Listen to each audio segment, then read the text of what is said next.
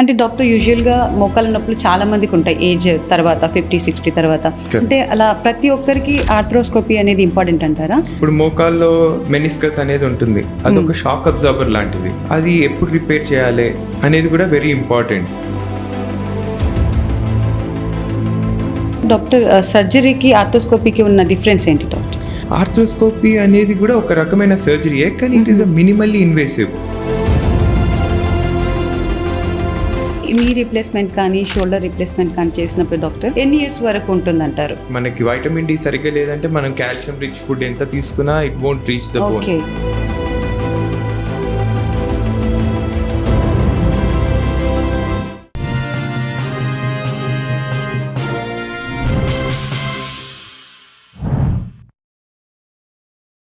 Hello viewers, welcome to social post health. నేను మీ anchor Krittika. సాధారణంగా చాలా మందికి మోకాళ్ళ నొప్పులు, భుజాల నొప్పులు ఉంటాయి. కానీ చలికాలం వచ్చేసరికి ఆ నొప్పులు ఇంకా ఎక్కువ అవుతూ ఉంటాయి. నరకం చూస్తారు. మార్నింగ్ లేవాలన్నా, కూర్చోవాలన్నా, బెడ్ నుంచి లేవడానికి కూడా అస్సలు ఓపిక ఉండదు. అంటే మోకాళ్ళంటి కంప్లీట్గా గట్టి పడిపోతాయి. అలాంటి ప్రాబ్లమ్స్కి ఏం చేయాలి, ఎలా సొల్యూషన్ దొరుకుతుంది, ఇలాంటి ప్రతి ఒక్క క్వశ్చన్కి ఆన్సర్ చేయడానికి డాక్టర్ పుష్పక్ రెడ్డి గారు మనతో పాటు ఉన్నారు, యశోద హాస్పిటల్స్ నుంచి. ఇంకా చాలా మంది భుజాలు కూడా పైకి లేపలేరు డాక్టర్. అంటే చేయిలా లేపినా కానీ నా వల్ల అవ్వట్లేదు అని కంప్లైంట్స్ ఇస్తూ ఉంటారు. ఇక్కడ చాలా పెయిన్ వస్తుందని చెప్తా ఉంటారు. అలాంటి టైంలో మీరు దానికి ఎలాంటి చికిత్స ఉంటుంది డాక్టర్? యూజువల్ గా భుజం పైకి లేపలేకపోవడం అనేది ఒక common problem. Usually above 50s కానీ, లేకపోతే స్పోర్ట్స్ ఇంజరీస్, అంటే ఏదైనా గేమ్ ఆడేటప్పుడు సడన్ గా పాప్ సౌండ్ లాగా రావడం, దానివల్ల కూడా ఇలాంటి కామన్ ప్రాబ్లమ్స్ వస్తూ ఉంటాయి. దీన్ని ఏమంటారంటే లోపల టెండన్ అంటారు, టెండన్ ఇంజరీస్. ఈ కండ ఎక్కడైతే వెళ్ళి భుజం బోన్ దగ్గర అతుక్కుంటుందో అక్కడ చినిగే ఛాన్సెస్ ఎక్కువగా ఉంటాయి. అబౌవ్ 60 ఎందుకు అంటే డీజనరేటివ్ చేంజెస్, అంటే ఏజ్ పెరుగుతున్న కొద్దీ ఆ కండలో ఉండే పవర్, హీలింగ్ కెపాసిటీ తగ్గుతూ ఉంటది. దానివల్ల ఈజీగా చినిగే ఛాన్స్ ఎక్కువగా ఉంటది. అది ఫీమేల్స్ లో వెరీ కామన్. అంటే మామూలుగా ఇంట్లో పని చాలా చేస్తారని దాని వల్ల కావచ్చు. వాళ్ళు అది చిన్న పని అనుకుంటారు కానీ that is the biggest thing. And main గా స్పోర్ట్స్ ఇంజరీస్, అంటే బ్యాడ్మింటన్ కానీ, వాలీబాల్ కానీ, ఓవర్ హెడ్ యాక్టివిటీస్, ఇలాంటివి ఎప్పుడైనా రిక్రియేషనల్ గా, అంటే అథ్లీట్స్ వీళ్ళందరూ స్ట్రెచెస్ చేస్తారు కాబట్టి అది చాలా ఈజీగా ఉంటది. రిక్రియేషనల్ స్పోర్ట్స్, ఇప్పుడు సాఫ్ట్వేర్ వాళ్ళు కానీ వీళ్ళు వీక్లీ వన్స్ అట్లా రిక్రియేషన్ కోసం ఆడుతూ ఉంటారు. They won't stretch or do anything, they directly jump అవుతారు. ఇలా నార్మల్ గా చిన్న గేమ్స్ ఆడాలన్నా పక్కా స్ట్రెచెస్ చేయాలంటారు? యా, డెఫినెట్లీ అండి. మజిల్ కి యూ హావ్ టు ఇండికేట్, అంటే చెప్పాలి నేను so and so work I'm doing అని, అంటే కొంచెం ఇన్స్ట్రక్షన్ ఇచ్చి ఆడాలంటారు. Yeah, correct. సడన్ గా వెళ్తే క్రాంప్స్ కానీ ఇలాంటివి డెవలప్ అవుతాయి. అండ్ ఈ ఇంజరీస్ వెరీ కామన్ గా వస్తూ ఉంటాయి. అంటే దానికి ఏ విధంగా మీరు, అంటే చిన్న అంటే ఓకే సార్, అంటే చాలా మంది అబౌవ్ 40 ఉంటారు, 60 ఉంటారు, వాళ్ళకి చాలా ఇబ్బందిగా ఉంటుంది కదా. అలాంటప్పుడు అంటే ఎంతవరకు డ్యామేజ్ అయింది ఏంటి అని మీరు ఎలా తెలుసుకుంటారు? యూజువల్ గా పెయిన్ మెయిన్ సిమ్టమ్, చాలా నొప్పిగా ఉంటది. మెయిన్ గా ఇది రాత్రుల్లోనే ఎక్కువగా వస్తుంది. దానివల్ల నిద్ర డిస్టర్బెన్స్ ఉంటుంది. అండ్ ఏదైనా బేసిక్ వర్క్ లైక్ షర్ట్ వేసుకోవాలన్నా, జుట్టు దూకోవాలన్నా, ఆర్ ప్యాంట్ పాకెట్ లో మనం స్ట్రెచ్ అవ్వవు, దానివల్ల పెయిన్ సివియర్ గా వస్తూ ఉంటది. That is the main complaint patients రావడానికి. అండ్ నెక్స్ట్ థింగ్ వచ్చేసి వీళ్ళకి మనం క్లినికల్ ఎగ్జామినేషన్, మామూలుగా ప్రెస్ చేసి చూస్తాం ఎక్కడ పెయిన్ ఉంటుంది, ఎలా ఎగ్జామిన్ చేసి తర్వాత వాళ్ళకి అవసరం అయితే మెయిన్ గా ఎంఆర్ఐ రాస్తాం. యూజువల్ గా ఎంఆర్ఐ లో వీ కెన్ ఫైండ్ అవుట్, అంటే ఏముంది లోపల అనేది చూసుకోవచ్చు. అందరికీ ఎంఆర్ఐ సజెస్ట్ చేస్తారు? అందరికీ కాదు, క్లినికల్ ఎగ్జామినేషన్ మనం చూసి వాళ్ళకి అవసరమైన వాళ్ళకి ఎంఆర్ఐ సజెస్ట్ చేస్తాం. ఈ ఎంఆర్ఐ సజెస్ట్ చేసిన తర్వాత మనకి ఏమైనా డౌట్ఫుల్ గా ఉంది అనుకున్నప్పుడు there's a new thing called arthroscopy. Yeah, అంటే ఏంటి డాక్టర్? ఆర్థ్రోస్కోపీ అంటే ఇట్స్ అ కెమెరా, చిన్న కెమెరా మనం జాయింట్ లోపలికి వేసి, it's like 4mm camera, joint లోపలికి వేసి లోపల ఏమి ఇబ్బంది ఉంది అనేది చూసుకోవచ్చు. It's a HD camera, so more precise, ఇంకెక్కువ క్లియర్ గా చూపిస్తుంది ఎంఆర్ఐ కన్నా.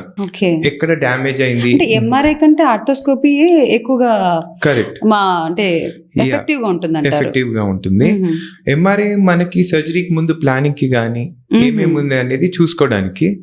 అండ్ ఆర్థ్రోస్కోపీ ఇంకా బెటర్, మన కంటితో చూసినట్టు.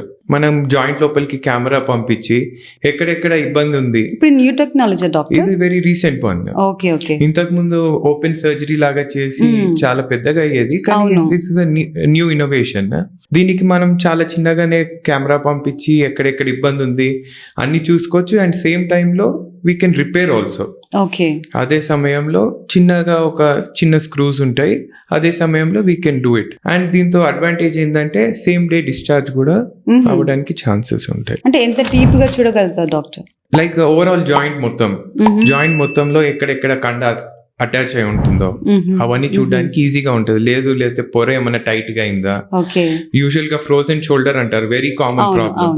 ఫ్రోజన్ షోల్డర్ అంటే ఈ డయాబెటిక్స్ లో గానీ థైరాయిడ్ పేషెంట్స్ లో గానీ కామన్ గా వస్తూ ఉంటాయి. దీని వల్ల కూడా చెయ్యి అస్సలు తిప్పలేరు.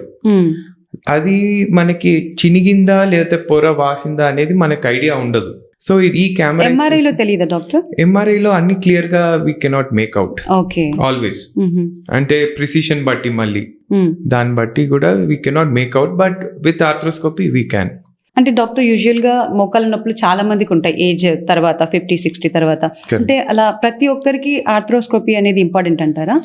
ఆర్థ్రోస్కోపీ ఇప్పుడు కరెంట్ గా అందరు అనుకోవడం arthroscopy only for sports people అనుకుంటున్నారు, but no, it is not like that. But definitely sports వాళ్ళకి ఇంపార్టెంట్, కానీ ఈవెన్ ఎల్డర్ ఏజ్ గ్రూప్ ఇప్పుడు మోకాల్లో మెనిస్కస్ అనేది ఉంటుంది, అదొక షాక్ అబ్జార్బర్ లాంటిది. అది చినిగిందా లేదా, అది ఎప్పుడు రిపేర్ చేయాలి అనేది కూడా వెరీ ఇంపార్టెంట్. అది రిపేర్ చేయకుండా వదిలేసిన లేకపోతే నొప్పి వస్తుందని పెయిన్ కిల్లర్ వేసి డిలే చేసినా గానీ అది ఆర్థరైటిస్ కి డెవలప్ అవుతుంది. సో ఇనీషియల్ గా అడ్రస్ చేసి దాన్ని చూసుకుంటే it is very help. Initial గా చూడాలంటే ఇది చాలా బెస్ట్ అనుకోవచ్చు doctor. Correct, but again MRI and clinical examination first. దాన్ని బట్టి ఇఫ్ రిక్వైర్డ్ ఆర్థ్రోస్కోపీ అనేది చాలా చిన్న procedure, not like a major surgery, it's a smaller surgery. దాంతో ఏంటంటే మీకు పెయిన్ తక్కువగా ఉంటుంది, చిన్న కాటుతోటే సర్జరీ అయిపోతుంది. ఆర్థ్రోస్కోపీలో డాక్టర్ ఏమైనా సెడేటివ్ ఏమైనా ఇస్తారా? యా, డెఫినెట్లీ అనస్థీషియా అనేది ఇంపార్టెంట్, బట్ ఓపెన్ సర్జరీ అంత టైం పట్టదు కాబట్టి అంత duration of anaesthesia is not required. Okay. అంటే డాక్టర్ సర్జరీకి ఆర్థ్రోస్కోపీకి ఉన్న డిఫరెన్స్ ఏంటి డాక్టర్? ఆర్థ్రోస్కోపీ అనేది కూడా ఒక రకమైన సర్జరీయే, కానీ it is a minimally invasive. Open surgery అనేది పెద్ద కాట్ తోటి జాయింట్ అంతా ఎక్స్పోజ్ చేస్తాము. ఈ ఆర్థ్రోస్కోపీ తోటి ఏంటంటే కెమెరా ఒకటే పంపించి ఎక్కడ ఇబ్బంది ఉందో అక్కడ వరకు వెళ్ళి దాన్ని మనం డయాగ్నోస్ చేసుకొని దాని దగ్గర మనం ట్రీట్మెంట్ చేస్తాము. లైక్ రిపేర్ గానీ ఏదైనా ఉంటే ట్రాన్స్ప్లాంట్, మెనిస్కస్ ట్రాన్స్ప్లాంట్ అంటారు, అలా కూడా చేయొచ్చు doctor. Yeah we can. So that is recent innovation. అంటే ప్రొసీజర్ కి ఎంత టైం పడుతుంది డాక్టర్? యూజువల్ గా ప్రొసీజర్స్ 30 to 60 minutes పడుతుంది, but depends upon the complexity. అది ఏమైనా కాంప్లెక్సిటీ ఎక్కువగా ఉండి పడితే మేబీ ఒక ½ an hour ఎక్స్ట్రా అవ్వచ్చు, but usual time duration will be less than an hour. అంటే ప్రతి ఏజ్ గ్రూప్ కి సజెస్ట్ చేస్తారా డాక్టర్? Yeah, depends.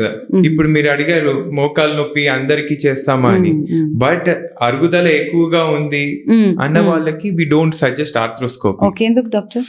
ఎందుకంటే ఆల్రెడీ అరుగుదల ఉన్నాక వి కెనాట్ రివర్స్, అంటే దాన్ని మళ్ళీ బ్యాక్ తీసుకురాలి, అంటే ఇంకా యూజ్ ఏం ఉండదు అని చెప్పేసి. కరెక్ట్, వాళ్ళకి replacement is a better option, మోకాల్ మార్పిడి ఆపరేషన్.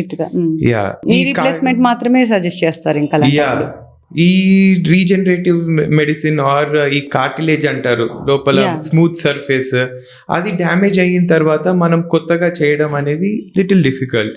సో అందుకే early thing is much better. ముందుగానే మనం స్టార్ట్ చేసుకొని ఏమైనా ఇబ్బందులు ఉన్నా, మెనిస్కస్ ఏమైనా ఉన్నా దాన్ని రిపేర్ చేసుకోవడం కానీ, కాండ్రల్ డ్యామేజ్ ఉన్నా కాండ్రల్ డ్యామేజ్కి ఓట్స్ ప్రొసీజర్ అని ఉంటుంది, అది చేసుకున్నా కానీ ఈ కార్టిలేజ్ బెటర్గా ఉంటుంది. డాక్టర్, చాలా మంది సర్జరీ అంటే భయపడతారు, కంప్లీట్గా నీ రీప్లేస్మెంటా, మళ్ళీ ఏమవుతుందో ఏంటో అని చాలా భయపడుతూ ఉంటారు కదా డాక్టర్, వాళ్ళకి మీరు ఏం చెప్తారు? Patient activity is more important. Pain వల్ల వాళ్ళు ఒక దగ్గర కూర్చొని యాక్టివిటీ చేయలేనప్పుడు it is waste. So exercise చేయకుండా ఊరికే కూర్చున్నా కానీ డిస్యూజ్ ఎట్రోఫీ అంటారు, అంటే వాడక కూడా మసిల్ వీక్నెస్ కానీ బోన్ వీక్నెస్ కానీ డెవలప్ అవుతుంది. సో వాళ్ళ యాక్టివిటీ చేయాలంటే పెయిన్ తగ్గాలి. So we have to do something to make the patient active. అట్లా సో దానికి there are many procedures in orthopaedics, like minimal incision తో చేయడం, ఆర్థ్రోస్కోపీ, ఏదైనా టెండన్ ఇంజురీ అయినా దాన్ని రిపేర్ చేసుకోవడం కానీ, లేదు ఇవన్నిటితో అవ్వట్లేదు ఆల్రెడీ అరుగుదల అయ్యింది అనుకుంటే రీప్లేస్మెంట్ చేయడం కానీ, అది తొంటికి కానీ మోకాలు కానీ, నౌ వీఆర్ డూయింగ్ భుజానికి కూడా వీఆర్ డూయింగ్ ఇట్ అండి. ఓకే, అంటే షోల్డర్ రీప్లేస్మెంట్. ఓకే, అది ఎలా చేస్తారు డాక్టర్? అంటే ఏ ఏజ్ గ్రూప్ కి సజెస్ట్ చేస్తారు? షోల్డర్ రీప్లేస్మెంట్ యూజువల్ గా అబౌవ్ 60-70 ఇయర్స్ వాళ్ళకి అండి. దాంట్లో ఏంటంటే రొటేటర్ కఫ్ అంటారు, మనం చేయి లేపి డైలీ యాక్టివిటీస్ చేసుకునే వాళ్ళలో యూజువల్ గా వాళ్ళు నొప్పి వచ్చినప్పుడు ఇగ్నోర్ చేసి వదిలేసినప్పుడు, వాటిని మనము రిపేర్ చేయలేనప్పుడు the last option will be replacement. Replacement చేసిన తర్వాత వాళ్ళకి మూమెంట్స్, డైలీ యాక్టివిటీ కానీ బెటర్గా ఉంటుంది. అంటే నీ రీప్లేస్మెంట్ కానీ షోల్డర్ రీప్లేస్మెంట్ కానీ చేసినప్పుడు డాక్టర్ ఎన్ని ఇయర్స్ వరకు ఉంటుందంటారు? It's like getting a car అండి. మీరు ఒక కార్ తీసుకొని దాన్ని వెల్ మెయింటైన్ చేసుకుంటే it will give you a greater life. అది యూజువల్ గా స్టడీస్ ప్రకారం వెళ్తే మోకాల్ మార్పిడి మీకు దాదాపు 25 to 30 ఇయర్స్ వరకు వస్తుంది. That if you do exercise, మోకాల్ ఎక్సర్సైజ్ ఇవన్నీ చేస్తే వాటి ఫాలో అప్ చేసుకుంటూ ఉండాలి. డెఫినెట్లీ జస్ట్ లైక్ మనం అన్నం తింటున్నట్టు దానికి you have to do some exercise. And భుజానికి వచ్చేసి స్టడీస్ ప్రకారం maybe 10 to 15 years. 10 to 15 years. అందుకే మనం ఎల్డర్లీ ఏజ్ గ్రూప్ లో చేస్తాం అది. అవును doctor. Okay, and one more thing doctor, అంటే ఇప్పుడు మనము మోకాల నొప్పులు, భుజాల నొప్పులను మాట్లాడుకుంటే 50-60 ఇయర్స్ అప్పట్లో మాట్లాడుకునే వాళ్ళం కావచ్చు. కానీ ఇప్పట్లో చాలా మంది 30 years కి 35 వాళ్ళ ప్రతి ఒక్కరు కూడా మాకు నడుము వస్తుంది, మోకాలు వస్తున్నాయి, మెట్లు ఎక్కలేకపోతున్నాం, దిగలేకపోతున్నాం అని అంటున్నారు. ఒక ఆర్థోపెడిక్ సర్జన్ గా మీరేం చెప్తారు డాక్టర్? ఎందుకంటారు ఇలాంటి ప్రాబ్లమ్స్ ఇప్పుడే ఇంత చిన్న ఏజ్? మెయిన్ గా అయితే ఫుడ్ హ్యాబిట్స్ అండి. ఫుడ్ హ్యాబిట్స్ వల్ల హార్మోనల్ డిస్టర్బెన్సెస్, దానివల్ల ఆస్టియోపోరోసిస్ అంటారు. ఆస్టియోపోరోసిస్ అంటే బోన్ వీక్నెస్ ఎర్లీగా డెవలప్ అవడానికి ఛాన్సెస్ ఉంటాయి. అండ్ సెకండ్ థింగ్ వచ్చి ఎక్సర్సైజ్. అందరూ వర్క్ బిజీలో nobody is exercising. So exercise is number 1. ఎప్పుడైనా stretches, exercise, at least give half an hour for your body every day. At least a brisk walk or some kind of activity పక్కా చేస్తే better. And third thing వచ్చేసి vitamin D deficiency, very very common in India. అవును, ఇప్పుడు చాలా ఎక్కువైందని వింటున్నాం doctor. Correct. So వీటిని we have to tackle. ఇప్పుడు vitamin D అనేది ఎంత పర్సెంటేజ్ ఉంటే మంచిది అంటారు డాక్టర్? ల్యాబ్ టు ల్యాబ్ డిఫరెన్స్ ఉంటుంది, కానీ బట్ 30 కన్నా తక్కువ ఉంటే it is deficient.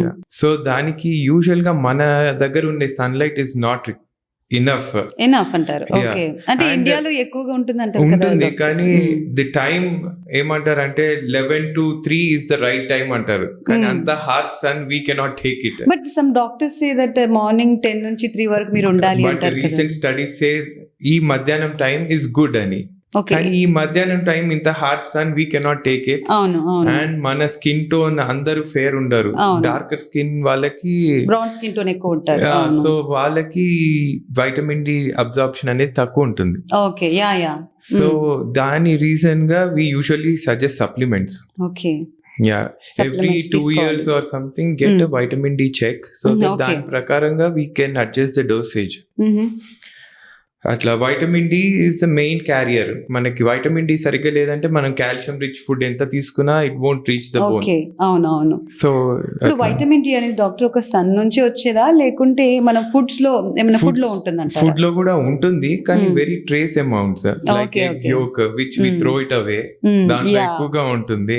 Fish is good, vegetarians కి అదే ప్రాబ్లం. సార్, నాకు ఇదే క్వశ్చన్ చాలా మంది అడిగారు, ఏంటంటే వెజిటేరియన్స్ ఏం చేయాలి అని. మాకు ఎలా వస్తుంది ఒమేగా కానివ్వండి, చాలా B12 కానివ్వండి, B3 మేము ఎలా తీసుకోవాలి, మాకేమైనా ఉండిందా అని. యూజువల్లీ వాళ్ళకి supplements is a better option. Okay, ఇవి చాలా తక్కువగా ఉంటాయి వాళ్ళకి. ప్రోటీన్ సోర్స్ అయినా కానీ, B12 కానీ, డి కానీ, they are more prone for deficiencies.